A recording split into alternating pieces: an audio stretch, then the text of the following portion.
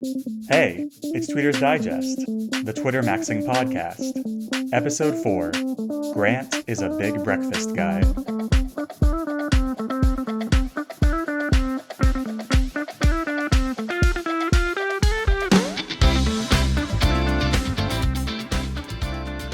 Hey, Grant, thank you for taking the time to talk with me today. Yeah, thanks for having me, Loopy. I really appreciate it. So, before we get into the stuff, I'd first love to know, what have you been up to lately? Hmm. Lately, I've been up to just a bunch of random things. Hmm. I don't know. I'm still kind of processing 2021. The beginning of this year was a little strange in that I went to a crazy party in Miami for a couple days, and then on my way back, I got coronavirus again, and that just kind of threw a wrench into the start of this year. It was totally worth it. The party was a lot of fun, but at the same time, I've just kind of been playing catch up the last few days and hanging out with some friends in Austin. Hmm. Yeah, that was Hereticon, right? Yeah. Sweet. I may or may not have a tweet about that later on here. Okay, yeah, let's get into it.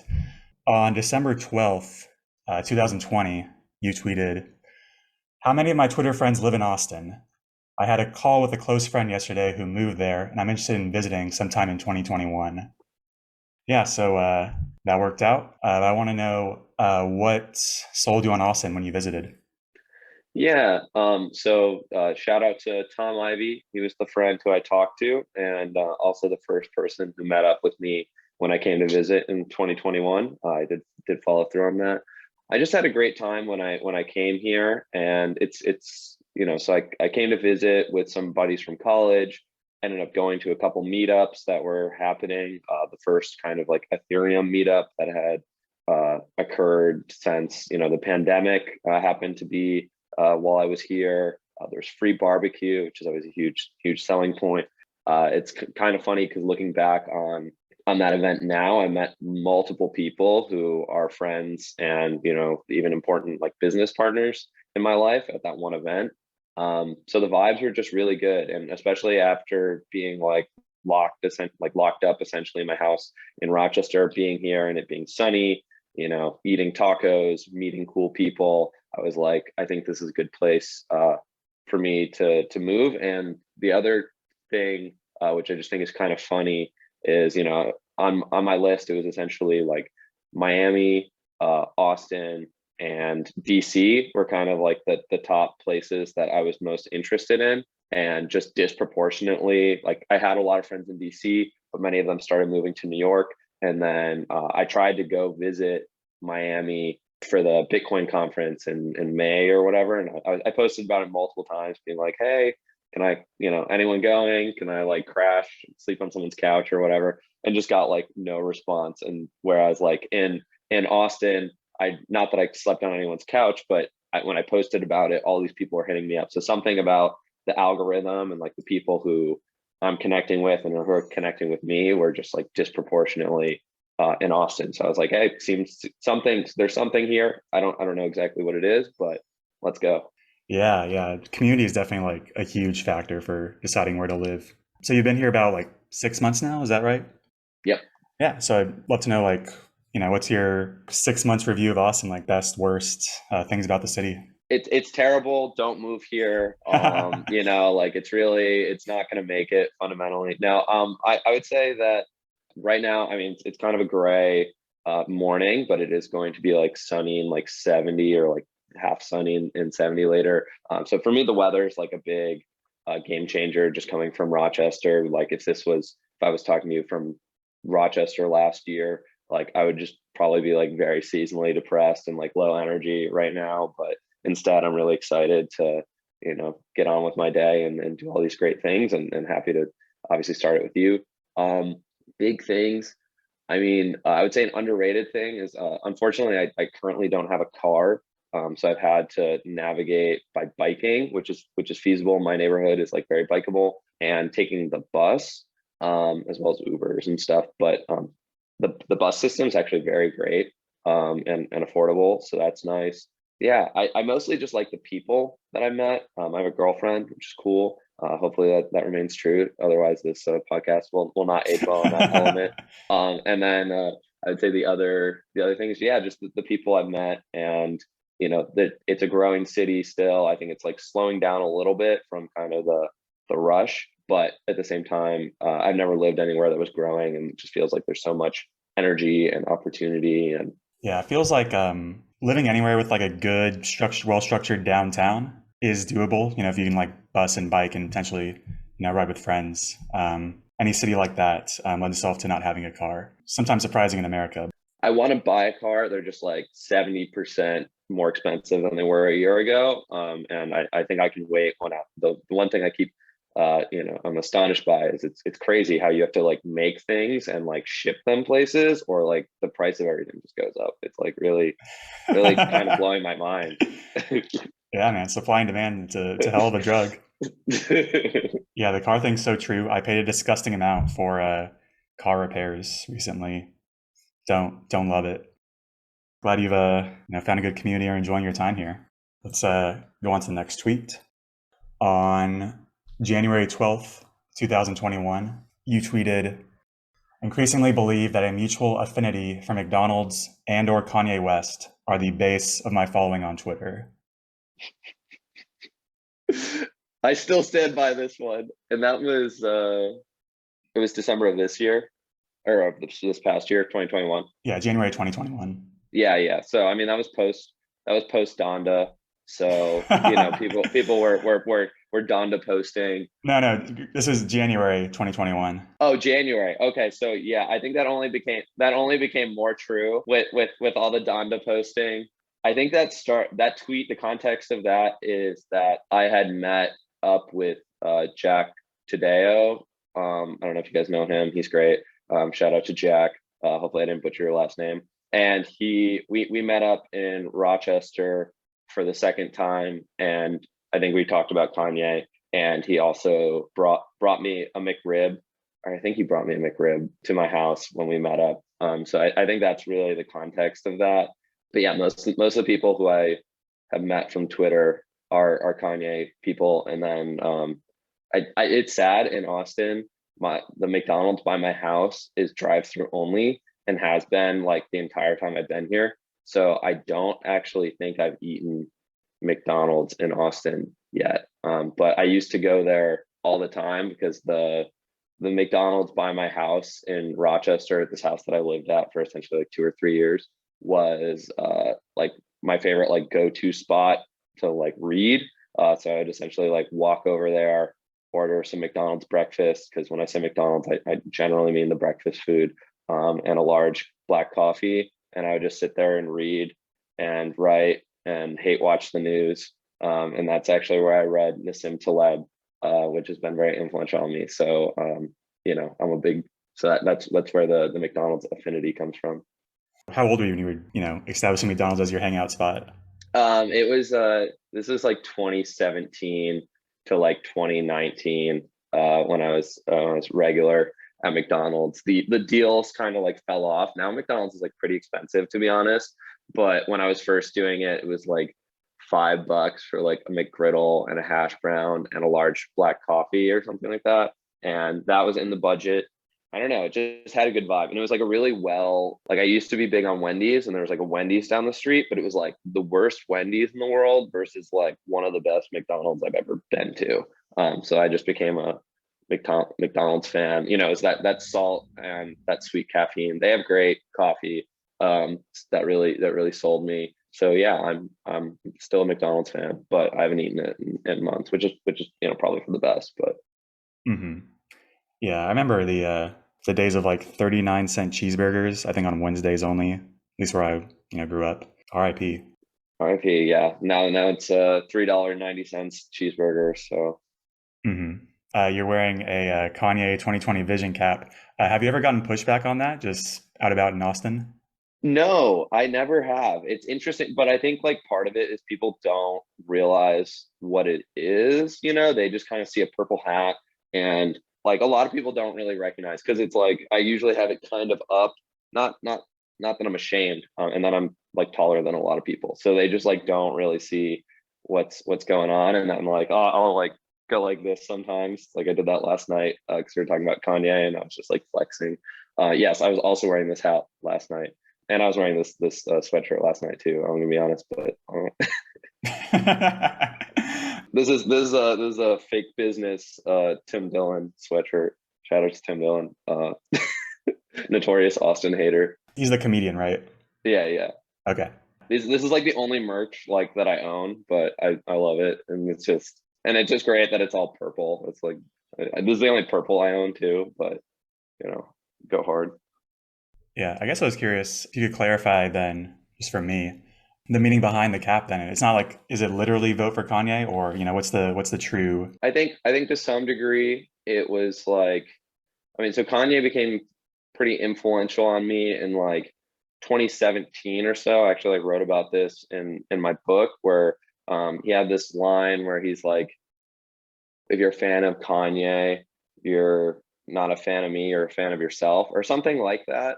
He said something like that in an interview, and he's like, I'm just the espresso to get you started in the morning and get you like excited to do like whatever you're really into.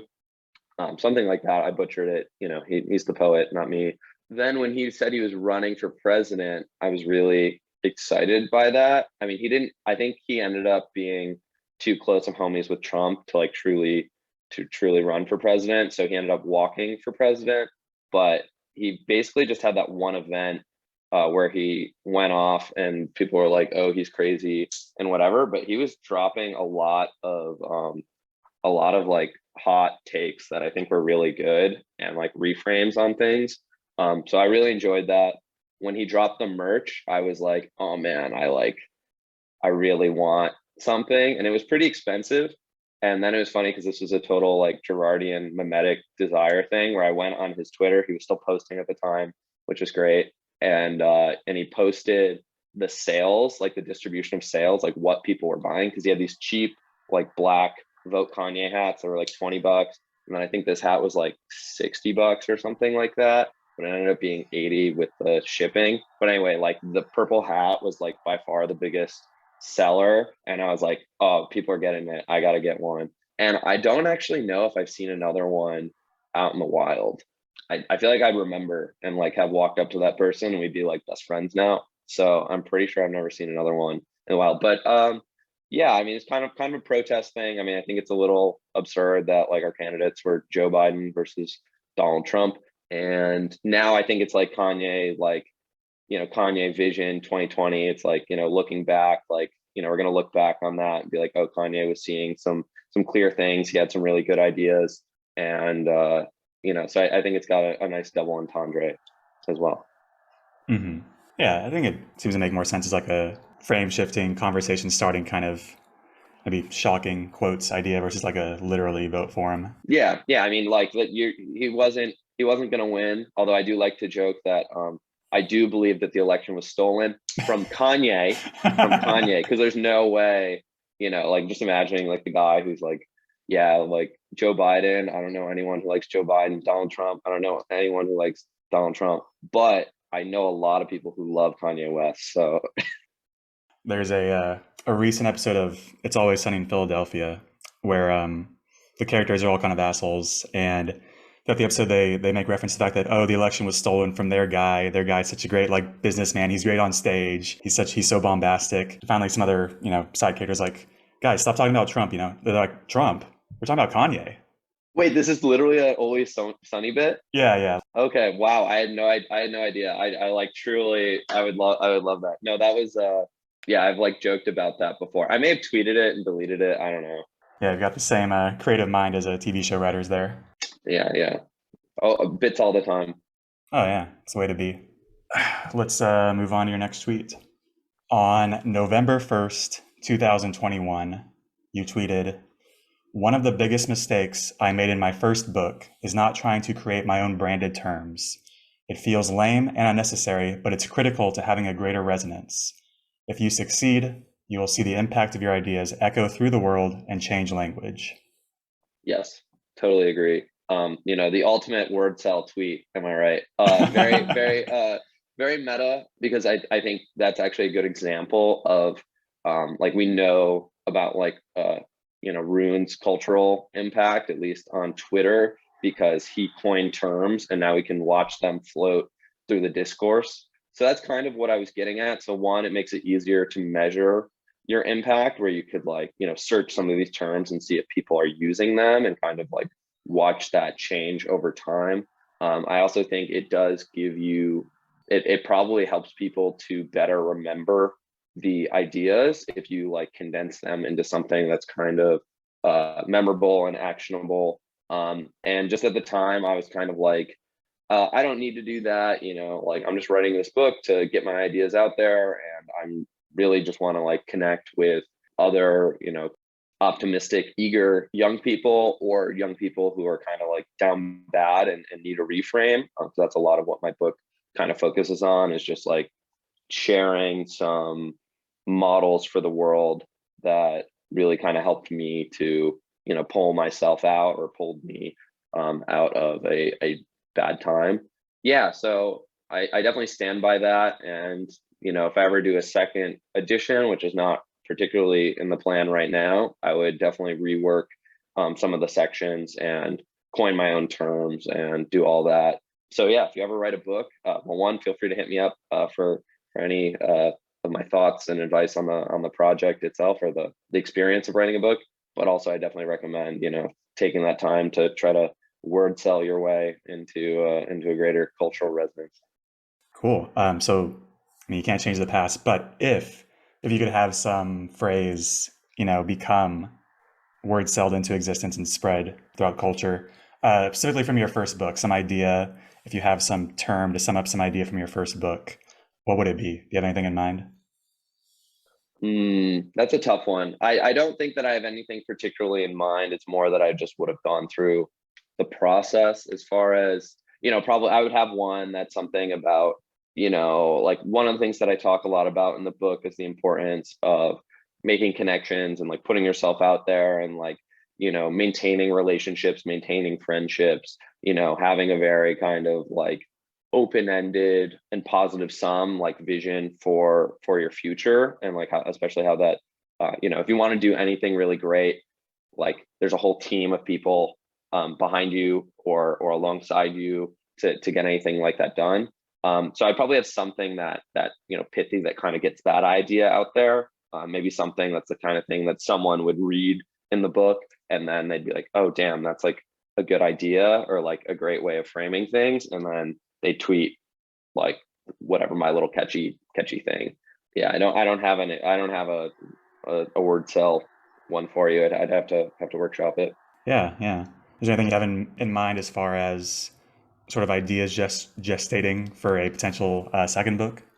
Not right now. I mean, so what I've kind of in my mind, very abstractly, if I was going to write another book, it would be about either community or friendship. I don't know exactly what the angle would be for either of those that I'd be focusing on. There's a decline of friendship, there's a decline of community. I'm very fortunate that I've been in a lot of great communities. I'm from a small town where that was very much like the ethos, like that was a real thing. And then I'm also very fortunate that I'm 27 years old and my longest friendship is like 25 years old. Like my best friend, I've known him since before we had memory, but there is like documented evidence of us being at his second birthday. Yeah, those are the topics I'd like to explore. I've like thought about committing myself to writing another book, and like using that as like kind of a, just having that be like a longer term project where, maybe I'm setting up calls with people who are really focused on community, and I'm interviewing them with like the idea that I'm going to synthesize, some of the information they tell me, their perspective and their stories into a book in the coming years. But right now, I think I need to get some other things kind of like figured out before I want to commit to a project like that. Hmm. Secure the bag 2022. I'm really all about secure the bag 2022. Like, there are many, I'm not that materialist overall, but having money in your bank account is very good. I do want to own a car. The things I wanted to buy were a car, AirPods, and what was the other thing? Oh, and a monitor. Those are like, that's like my real wish list for 2022. And I YOLO'd on some new AirPods, and they're great, and I'm happy that I bought them. Next is probably the monitor, and then the car. But I also have like a bunch of expenses this year because I have like some weddings I'm going to. My friends are getting married, which is awesome. Sweet. How do you define friendship? Hmm, that's interesting. Okay, so I have thoughts on this, but I don't know if it's like, the definition of friendship is this, more how I kind of conceive of friendship. So I think, if someone is your friend, okay, so the most like, like growing up, it was like I didn't really have like any falling out with like friends, or like it always worked out in the end. But so that didn't really like test my understanding of friendship. It wasn't until I moved away from people, and particularly after college. Like college was a very different social environment because you're there for 4 years. People have people have very different conceptions of what friendship is, especially if you're in an environment where people are from all over and come with very different perspectives. I actually stuck around in Rochester, and all my friends kind of left me to go move on with their lives. God bless them, they were right. But I felt very isolated when I stuck around, and it's like, oh, I'm seeing my friends hanging out with each other. I'm not really plugged into the group. I don't know what's happening. I haven't talked to you in months. And just kind of like realizing that college is this like anomalous time when like all your homies live 10-15 minute walk away from you, and you're going to run into them in the halls, you're going to eat with them serendipitously without any effort, like multiple times a week, like that kind of thing. So then I kind of had to reframe, and I have so many people that I really love, who I just don't have the bandwidth to like talk to them all the time. So I realized that was kind of like an unrealistic expectation and like definition of friendship. So I kind of like define it as like, oh, we're still friends. If when we are in physical proximity, like we're literally in the same room or we're face to face, like how you kind of engage or treat me, and engage with people. So like, if I do the same thing, like if there's someone who I saw and like we were acquaintances or whatever, but I'm like, yeah, you're not really, you're not one of the people who I'm like actively missing, or like I like scroll through Instagram or whatever, and I'm like, oh man, I miss you so much, like I want to hang. If you're not that person, then like, I'll be kind to you, but I'm not gonna like go out of my way to like dig into your life and what's going on. But the people who do that and give you the time of day, I don't like to impugn too much, because you never know what's up with people, and if they're just like down bad, something completely different happens. So I don't like it's not like, oh, you were a friend and now you're not a friend.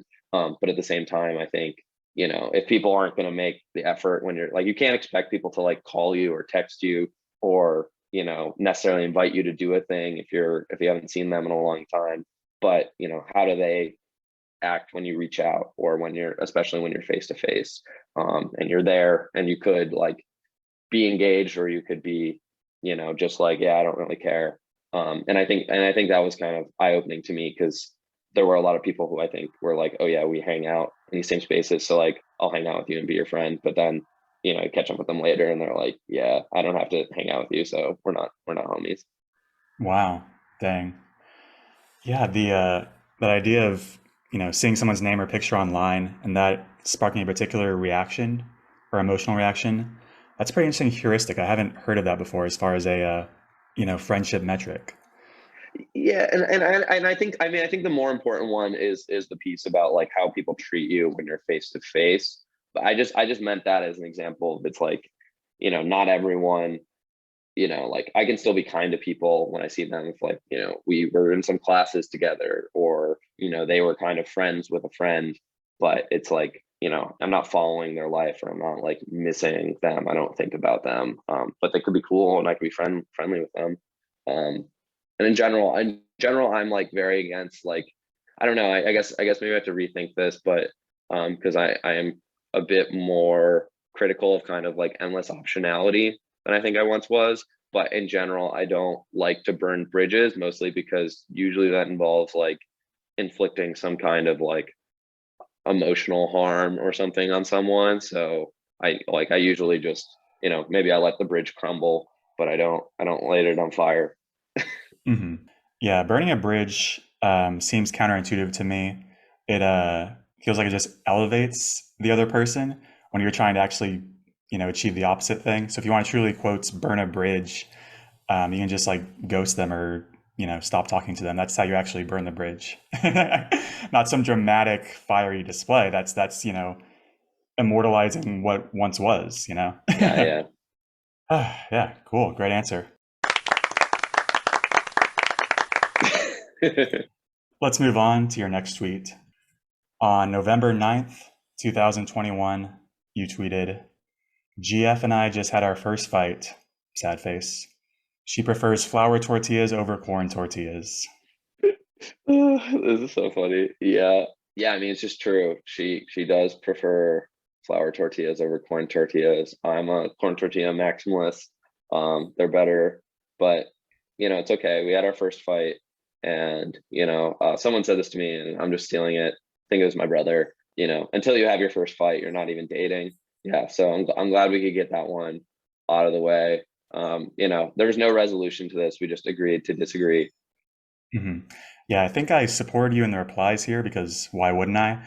But I'm actually not corn tortilla pilled. Could you just quickly corn tortilla pill me? I just think that they're tastier. I don't know. When I go to El Taquerito and they ask me corn or flour, I say corn. It feels more like I think part of it is that I grew up not eating many tacos and eating like wraps and like wraps of sandwiches, and it just feels weird to have like a flour, like just for it to be flour. It feels like very reminiscent of like me eating like a sandwich wrap as a youth. So like for some reason, like, and then I went to Granny's Tacos on the east side, and my homie was like, you got to get the corn tortilla, and that was like the best taco I had ever had at that moment. So it's kind of like, and it's from like a taco truck in Austin.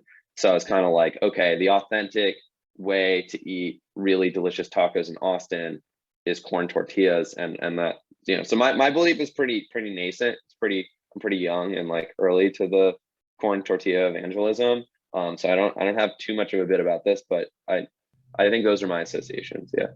Hmm.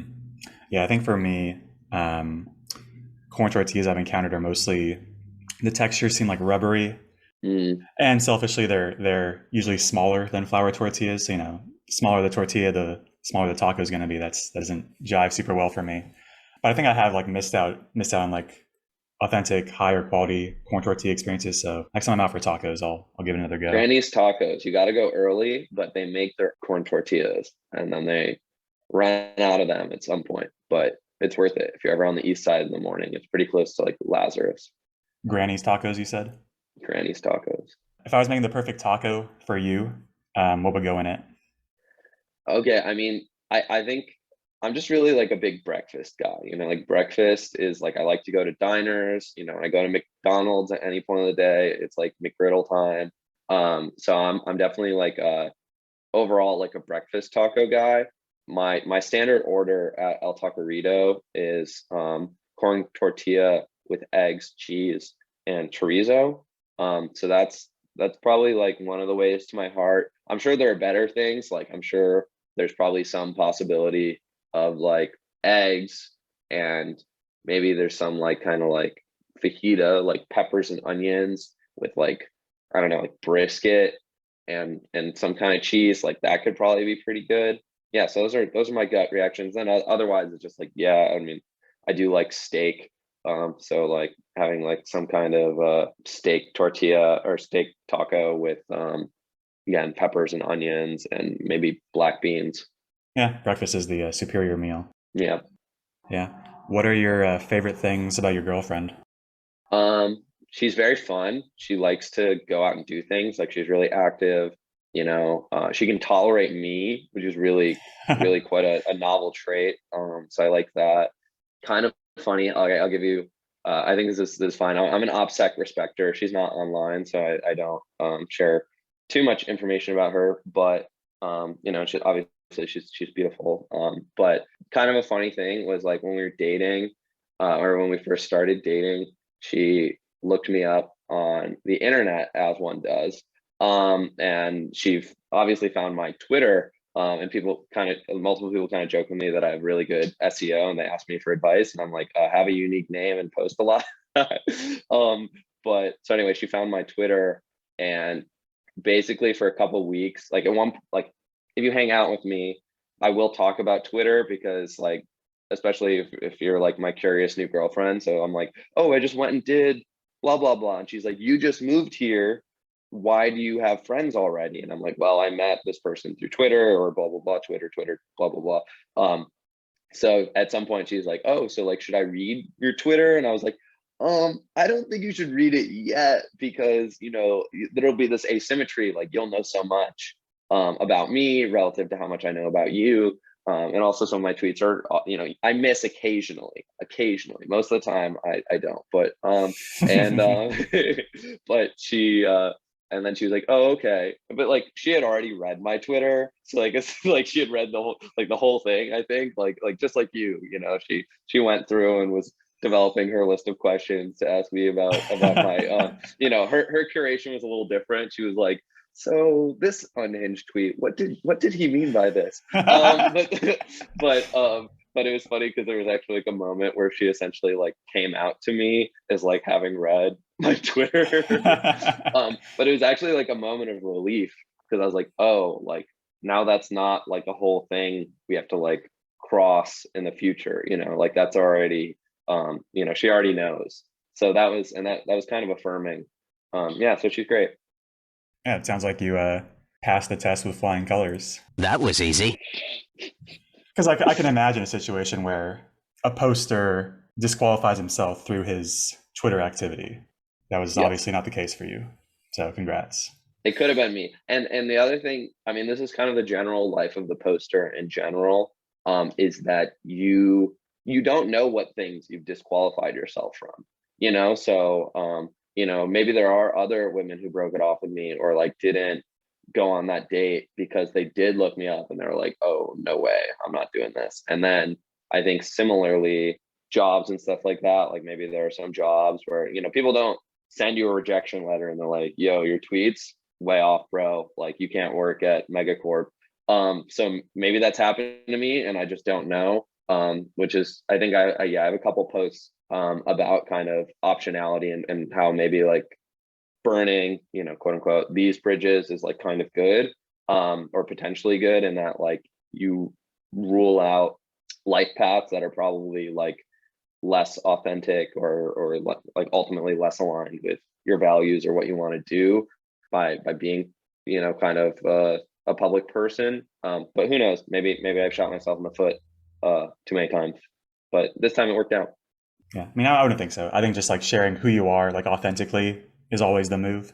So if you Yeah. close yourself off of some doors by virtue of sharing who you are, that's fine. That's good. Yeah, and I think like overall, like definitely the upsides of connecting with people who do kind of like the authentic version of myself that I put out there, has been like way higher than like any of these rejections. Like I do feel confident in that. I think the bigger question is like how much time I've spent kind of like, especially tweeting. Like I definitely spent like an absurd amount of time tweeting. So I'm like, a lot of good stuff has come out of this for sure. But like both the rewards and the costs seem very high. Is kind of how I feel. Yeah, there are unfortunate, I've noticed, like slot machine or casino type of mechanics with Twitter, where if the one right person sees a particular tweet and they quote tweet it, you might get like 20 or 30 or 50 new followers just because that one person decided to reshare it. But it is what it is. Yeah, that's the game. We're taking the good with the bad here. All right. Next tweet. On January 12th, 2022, you tweeted, grimesmaxxing 2022. This was at Hereticon, and I was having a great time. Grimes showed up. I think my read is that she came because Isabel Bomeke was invited, and they're homies. They're both fighting the good fight to keep Diablo Canyon and other nuclear plants open. So essentially what had happened is Mike Solana interviewed Isabel on stage. That was another tweet where I took a photo of them and I said, name a more powerful duo or something like that. I think that's what it was. Yeah, so essentially there was this Q&A. It was really great. They crushed it. And then they were like, okay, now we're gonna have a dance party. And they like cleared off the stage and like brought out like a turntable. And then yeah, Grimes started playing and it was just awesome. I wasn't really familiar with her music, but it was honestly one of the best like live DJ sets I've ever been to. And I've danced to a lot of EDM, but it was like just good vibes. It was like a really small show. Like, you know, overall there was like maybe 300 people at like Hereticon total, and not all of them were there. And then there's actually a video that was posted by Anna Gat of me dancing on stage at Grimes. So you know, there's visual evidence that I was having a lot of fun. So have I been Grimes maxing? Not enough. So I think I need to you know, play some Grimes and dive into it. But yeah, it was sick. Mm-hmm.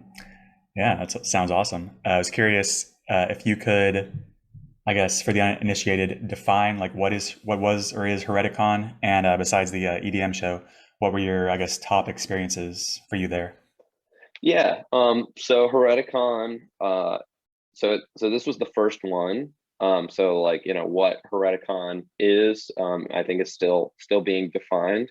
But essentially the initial concept, or the concept overall, is a conference for heretics, you know. So it's a space where people can share their ideas. Like there were a lot of people featured at Hereticon who are banned off of Twitter or banned off of social media. So they, you know, are kind of, you know, they're viewed as heretics by Twitter or by Facebook or by LinkedIn. So this was kind of like giving them a space to share their ideas, you know, contingent on them being kind of branded as heretics. There were also just like a lot of presentations of kind of like very non-normal ideas and things. So you know, a lot of people are really against the idea that we should go to Mars. It's going to happen. It doesn't really matter what you think about it, but you know, like people are against it. And one of the speakers was a guy who wrote a book 25 years ago called "The Case for Mars," Robert Zubrin, and he, you know, so he unfortunately couldn't be there in person, but he zoomed in. You know, so this guy was like way ahead of his time, and kind of talking for this now. Like Elon has been talking about it obviously for like a decade or more now, so it's become more of an idea. So that's an example of one. There was also a guy who was like honestly the most punk rock guy I've ever, I don't remember his name right now. The most punk rock guy that I've like ever seen in person. He got his PhD in, I think, molecular biology or something similar at the University of Chicago, and then he you know, received pretty significant news coverage in 2020 because early on they piloted not an RMNA or mRNA vaccine, but like a DNA vaccine for COVID, and like allegedly it had some you know, effect. There was antibody response, you know, in whatever research trial that they had conducted, and this guy went and replicated the vaccine as outlined in the paper and injected himself with it. Wow. So and then I don't know exactly how he did it, but he did some kind of test and saw that he also had like antibody responses. So, you know, those are an example of some of the kind of like interesting things there. Hereticon overall was just an amazing party. It was like literally like a 3-day party. Food was great, drinks were great, people were amazing. I've been to a couple events that, you know, so like I was working with Justin Murphy for a while, and we hosted a based mansion in Austin, where it was people who are part of the indiethinkers.org community, you know, who were able to plan to come, and we rented on a mansion and we had talks and people partied for a couple nights, you know. And I've been to a couple other events that are kind of like these gathering points of people who are maybe share certain epistemology or like philosophical ideas and weird interests, and when you congregate like a concentration of those people in person, and it's just such a like unique social setting, it's just a blast. So I would say like a lot of the most heretical things that I heard at Hereticon were offline, off the record. So Yeah, that makes sense. Sounds like it was a great time. I imagine a common conversation starter there might have been something like, "What's a heretical idea of yours?" Do you have one you care to share? Um. Oh, so this is part of the space where I came up with the bit, or like I'd already come up with the bit where I started using the bit where I was like, oh yeah, my heretical idea is that the election was stolen, but it was stolen from Kanye West. So that was kind of this type of conversation didn't really occur. It was more that just like probably as often, maybe that was like someone's opener. But just in general, it was like a lot of people who kind of knew each other or like knew of them. I didn't really know anyone. A lot of posters and stuff who I connected with, but I had multiple occasions where I was like, "Oh, hey, I'm Grant," and they're like, "Oh, hey, I'm whatever," and then we were like, "Oh, what do you do?" And they start saying what they do, and I'm like, "Oh, you're literally this person, and I should know who you are," and I just couldn't identify you. Um, yeah, I just met a lot of really interesting people who do different things. It was kind of a poster convention as well, but it was I don't have too much. I'm respecting the that everything is kind of off the record if you're not if you're not on stage. Okay. Yeah, fair enough. Well, that was all I had for you. Before we wrap up here, so I have one last question, which is, what are your favorite things about your Twitter experience? It's just opened like a whole new kind of world for me, like it's where I am right now in my life is kind of like inextricable from Twitter, just because. So I was using like my accounts from like March 2010 or something like that. Like I've been on Twitter for a long time, and I was just kind of like, teen edgy posting in like 2010 or whatever. I think all of those tweets are gone, although maybe some of them didn't get caught. Nope, Um, there are plenty of cringe high school Grant tweets still up there. okay, I'm gonna go through and check that out. But so so I was using it then. It was kind of funny because like, oh, so I have an older brother, so he's the one who kind of he got me on Facebook and got me on Twitter like really early. On post Facebook, I deleted it, but yeah, and then it was kind of funny. So I was using it and like when I was like a sophomore or something, and then I think junior year I didn't really use it at all, and then senior year it became cool in my high school because all the athletes started tweeting. So like all the sports kids got into it. So then I started tweeting again, and then in college I used it and people were kind of into it. And then in 2016, right before the election, I was like, okay, like screw this, I'm done. Like I was following all these political things at the time. I was like way more political then, or like yeah, kind of like not in a meta way. I was just like genuinely political, and I was like, okay, this thing's gonna like this is gonna be a terrible space to be. This is already like damaging my brain. So I just like blocked all my followers and like unfollowed everyone, and like I locked my account, and then I logged off, and I didn't return until December of 2018, and I came back to start doing research for my book and trying to connect with people, leveraging Twitter. And then but I still didn't really start like heavily posting until like 20. Well, I guess when I was traveling, I kind of posted because I was alone. And then in 2019, 2020 is when it really picked up, and that's when I started like DMing people and joining group chats and stuff like that. So I just met so many great people, been exposed to so many ideas, and I hope that posting continues to get me invited to cool parties. That's the most important thing. Jobs, whatever, but I just want to get invited to the cool parties. Yeah, party maxing 2022. All right, cool. Grant, thank you so much for taking the time to talk with me today. Have a great rest of your day. Yeah, thank you so much. It was a blast. Great to catch up, and thanks for letting me know that I have some cringe high school tweets. Oh, yeah, you gotta handle those, man. All right, take care. Okay.